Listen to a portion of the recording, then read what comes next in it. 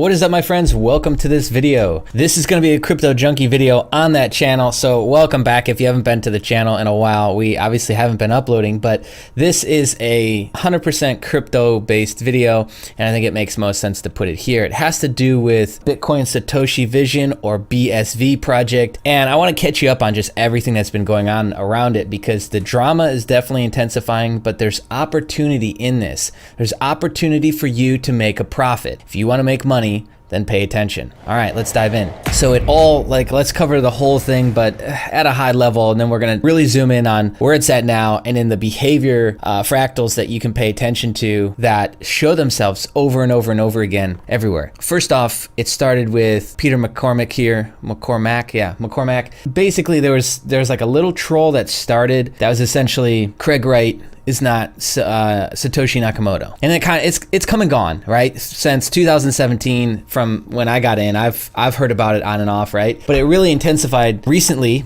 And then basically many people were saying it. And then Calvin Ayre and Craig Wright said that they're going to start suing people, right, for saying it. So that was really interesting to me. So I thought, okay, well, this isn't going to elevate quite quickly. And it did. Peter was one that was dragged into it, but the Hodlnaut, which was the first person to publicly say it. So the discourse went like this, is it got to a point to where Calvin and Craig basically said, okay, the next person to say it, we're going to start sending out lawsuits. So Hodlnaut said it, they sent out the letter, everyone changed their avatar to the cat with the spacesuit on. Peter got in on it. Peter's now getting sued. 10 lawyers are offering pro bono for both of them. They raised over $23,000 in Bitcoin to pay for legal costs, right? And now if you look around crypto Twitter, there's a ton of people with the Hodlnaut or the cat in the spacesuit avatar, right? That's essentially catching you up on what happened. Now, crypto Twitter itself is really interesting because it's a lot of people who don't like government. It's a lot of people who feel like they've been stepped on, who feel like they've been censored, who feel like they've been kind of cast out, that all kind of get along, but not really. They're all willing to cast each other out if something goes wrong, or if they kind of cross each other, or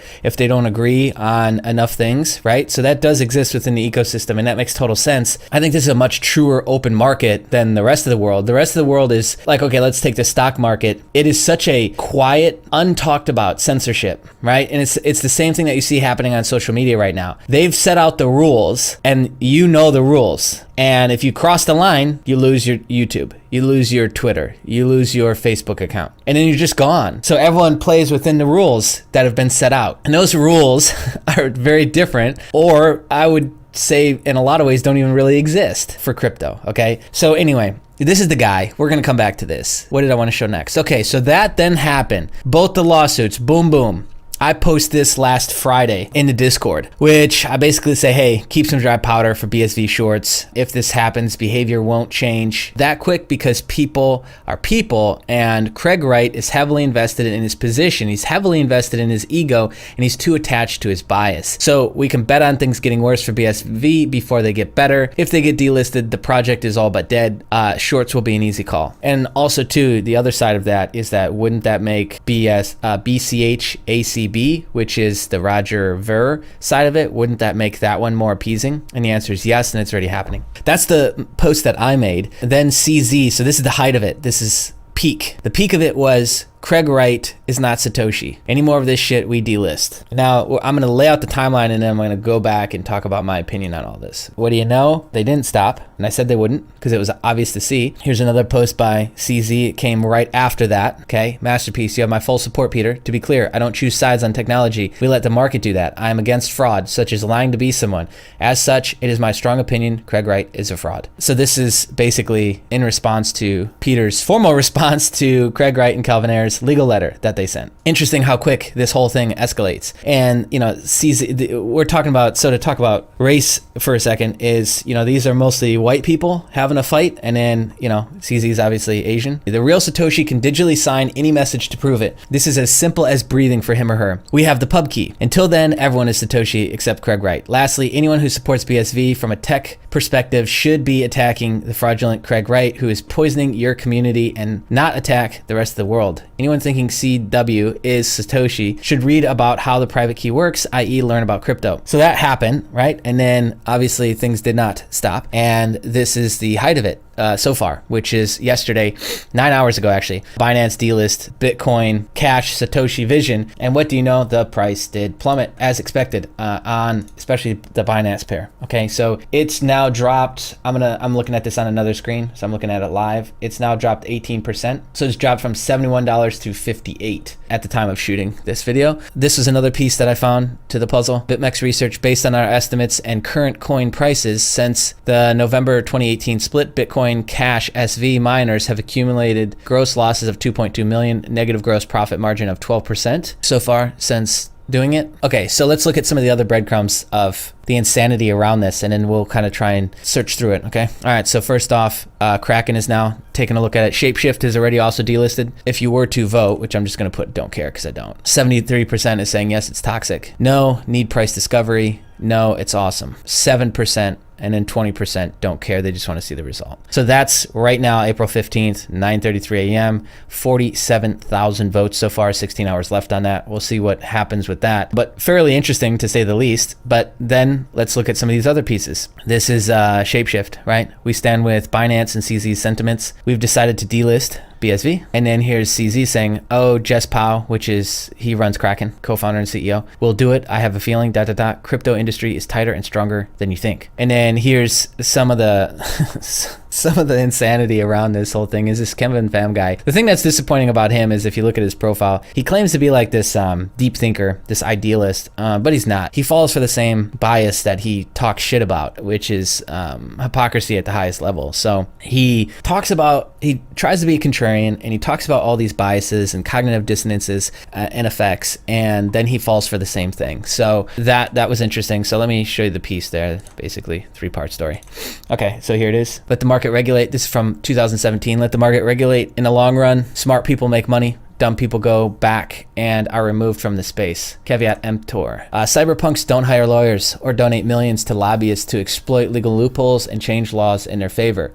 That's typical crony capitalism, which one could say, isn't that exactly what Craig Wright has consistently tried to do? Cyberpunks anonymously build and launch censorship-resistant software governments are incapable of stopping. Just yesterday, I'm planning to talk to my lawyers. Oh, fuck, dude.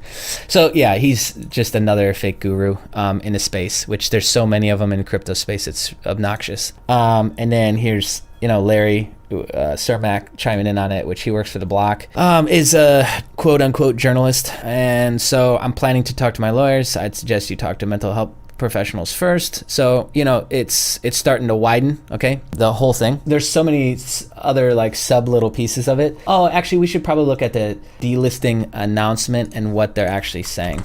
Okay, so here's the reasons. And they haven't changed this, by the way. If you go back and look in time in all their posts, I believe it's been very similar to this. They do conduct reviews from time to time, and these are the factors that I remember seeing before. I don't know if they were worded this way, like if they just copy paste this from everything on a delist. You could look at, who was the other one they delisted? Was it Substratum, I think? But when Binance delists the project, it all but dies. At least that's been the result in the past. So future does not prove past. It just gives breadcrumbs. Yeah, here's the piece right here that they're really highlighting evidence of unethical, fraudulent conduct. And I think why this thing got so big so quick is because what actually happened was Calvin put out a bounty for $5,000 at the next crypto event if you basically dox HODLNUT. So everyone did. And they doxed his home address, and they doxed all of his info, they doxed his photos. I think that's where it was like, okay, we've crossed the line, this is too far. And that's, Calvin was leveraging an existing insanity that already exists in America right now, which is the mob army. Let's call it the mob mentality. Give us a target, we go after them, and we destroy their life. And he was leveraging that, and he knew damn well he was. Then the rest of the crypto community, well, not the rest, but a large part of it apparently, 49,000 people voted to say yes, delist. So I'm assuming that's a big portion. How big is the whole crypto community, especially that's on Twitter? I don't know, maybe 100,000 people or so. And these are all just numbers I'm guessing. But a large part of people said, hey, enough is enough, this was too far. And Binance apparently agrees, CZ agrees. So let's dissect this thing. What can you really learn from this? Because people are gonna look at this and it's gonna trigger some sort of emotion, and that's as far as they'll ever get with the thinking of it. But there's deeper footprints here, which is human behavior and emotions. And some of it's kind of funny, some of it might be triggering, so I'm gonna do my best here. The deeper footprint is that people will be people. Something like this, I think that in crypto, because a lot of people have lost money, they're afraid to think for themselves, because investing, the stock market, making money has been, oh my gosh, it's been hoisted up like this magical vagina, right? Like the perfect thing. It's just been hoisted up on this pedestal and just put there for people. And because they think that they're not worthy, because they've lost money maybe in the markets, maybe they've lost money at some point in their life with an investment, and now they're in crypto, there's all this bias, right? All this past experience that's leading to this exact behavior. This behavior is not just one person. It is like most of crypto, even within the traders, okay, the guys who are day traders and they're hiding behind the different cartoon characters, right? A lot of them have some version of this. They've lost money at some point in their life, or they've lost money at some point in their life investing, or in crypto, or in anything, or they don't have a lot of money, and it's some variation of that which gets them to trust somebody else's opinion other than their own. Think of where that person has to be mentally to literally want a signal from somebody else. I actually saw just the other day, somebody apparently put $1 million into Bitcoin because they were obviously excited about it, and they listened to Pompliano about holding, and they held all the way into the bottom, and then they finally sold because they had enough and they lost a shitload of money. So that's the destructionary cycle of crypto and holding right there in and of itself, but also these fake gurus that are rampant throughout every market. But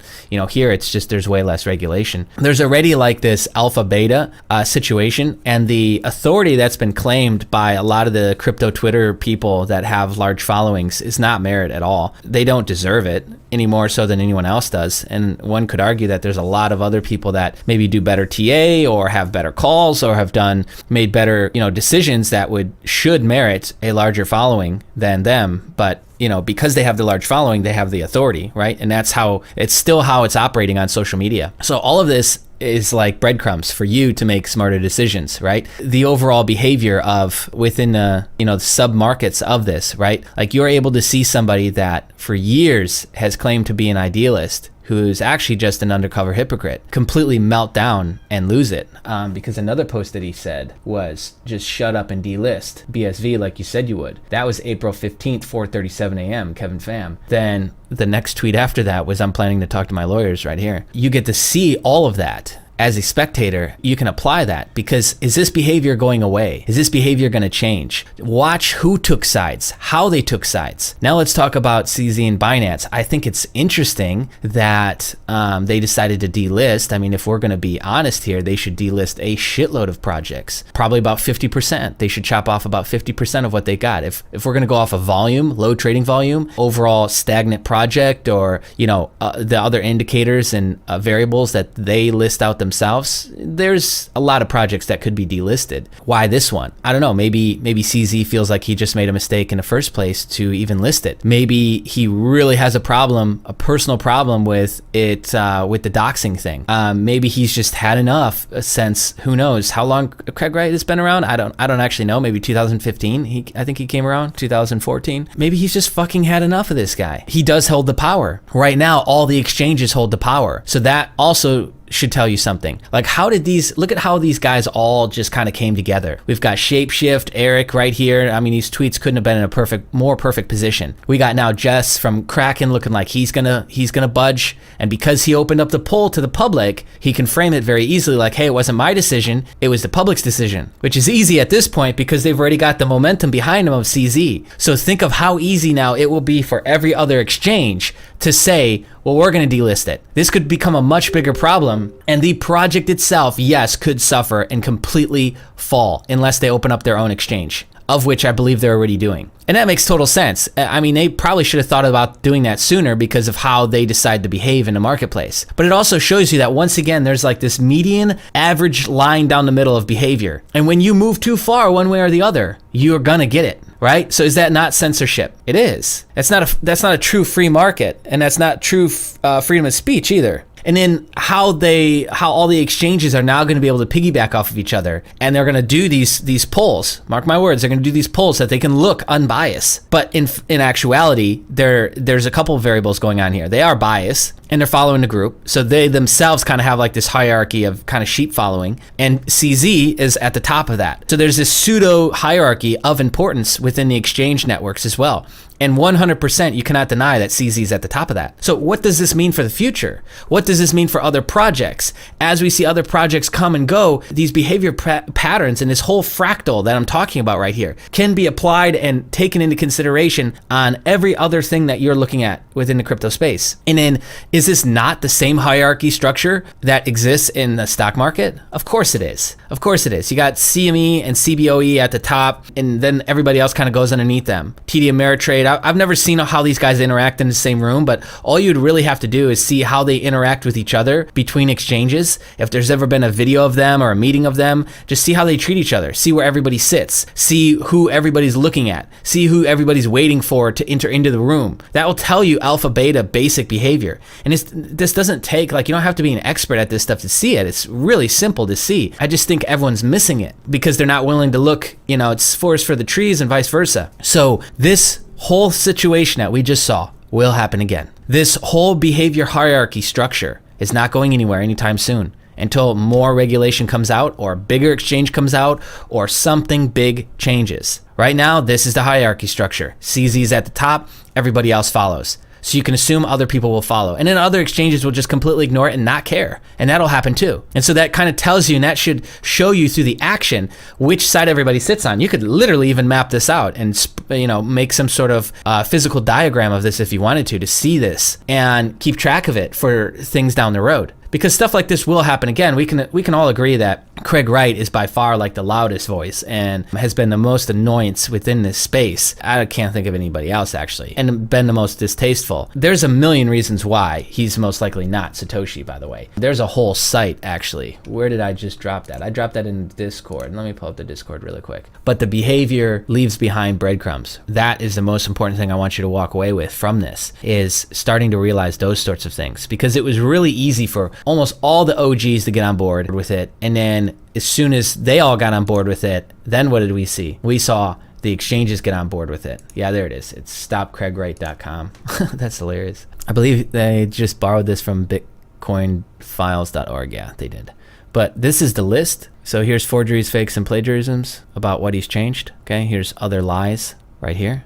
Experts stating Craig Wright is a fraud, quite a few right there. Attacking cryptocurrency experts, notable appearances, threats, technical competence in relation to Satoshi, miscellaneous. So I think the simplest way to summarize this whole thing is that the real Satoshi Nakamoto would not have gone silent for 10 years and then popped back up as Craig Wright and done what he's done. There's no reason to fake or plagiarize a single piece of work if you are actually that person. And there's no reason to dox somebody. That goes against the very core beliefs of why Bitcoin was created in the first place. Here it is right here. Calvin Ayre offered $5,000 to dox someone. They would never dox someone, and they would never because they have proof of him talking in the forums. Like, he was active in the forums from 2009 to 2010 when Thor met with FBI, and then he disappeared. You can go back and look at all of the conversations he used to have. He never talked like that. He was never so brass or emotional or judgmental with anybody, right? So I think that kind of proves it right there and summarizes if you were unsure. But pay attention to the more important thing here. Don't get lost in the surface level. Look deeper. Look at the behavior of the people and the exchanges and the people that run the exchanges, and you'll start to see some interesting footprints. In this whole fractal here, this is visible everywhere else, isn't it? This is visible within the sub-factions of the political parties that we now see, isn't it? We see this on Twitter every day. We see this on Facebook every day. We see this in the news every day. We see this in the streets every day. This is now becoming the new norm of behavior, with a lot of how the conversation is being held and how the changes are actually being forced upon the general public. That's what I want you to pay attention to. That's the gold in this situation. Forget the rest of it, okay? And of course, there's maybe some trade opportunities, which if some of you got in, congratulations, because you're paying attention and you're making basic assumptions. If Bitcoin SV goes away, doesn't that mean ABC would pump? Yeah, probably. Well, let's keep an eye on it. Oh, it's starting to pump. Cool, let's buy, right? Like, it's, without trading knowledge, it could be that simple for you, right?